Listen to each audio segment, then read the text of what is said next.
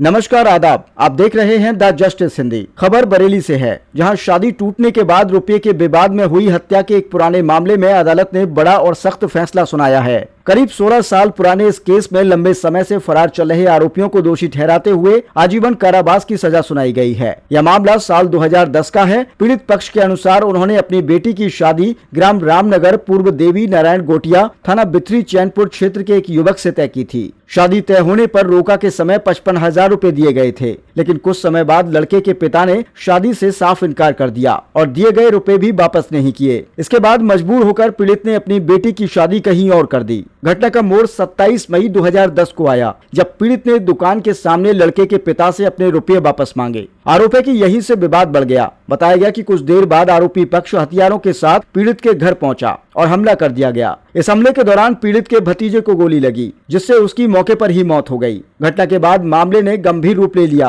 Police ने थाना बारादरी में दंगा, हत्या और गंभीर धाराओं में मुकदमा दर्ज किया। मामले की सुनवाई के दौरान अभियोजन पक्ष की ओर से 10 गवाह अदालत में पेश किए गए हैं, जिनके बयानों और साक्ष्यों के आधार पर केस आगे बढ़ा। इस मामले में 3 जनवरी 2026 को अदालत ने 2 आरोपियों को दोषी मानते हुए हत्या के आरोप में आजीवन कारावास और जुर्माने की सजा सुनाई थी। हालांकि उसी समय 3 आरोपी अदालत में पेश नहीं हुए और फरार थे। इसके बाद पुलिस ने लगातार कार्यवाही करते हुए फरार चल रहे तीनों आरोपियों को गिरफ्तार किया और अदालत में पेश किया। अब अदालत ने इन तीनों को भी हत्या के मामले में दोषी ठहराते हुए आजीवन कारावास और जुर्माने की सजा सुनाई है। इसके साथ ही दंगा, हथियारों से लैस होकर हमला करने और घर में घुसकर मारपीट करने जैसी धाराओं में भी अलग अलग अवधि की सजा दी गई है। अदालत ने अपने फैसले में ये भी साफ किया है, यदि दोषी जुर्माना अदा नहीं करते हैं तो उन्हें अतिरिक्त कारावास भुगतना होगा। इस फैसले के बाद बरसों से न्याय का इंतजार कर रहे पीड़ित पक्ष को बड़ी राहत मिली है। 16 साल पुराने इस मामले में आया यह फैसला एक बार फिर संदेश देता है कि कानून से कोई भी नहीं बच सकता, चाहे सजा मिलने में कितना ही समय क्यों न लग जाए।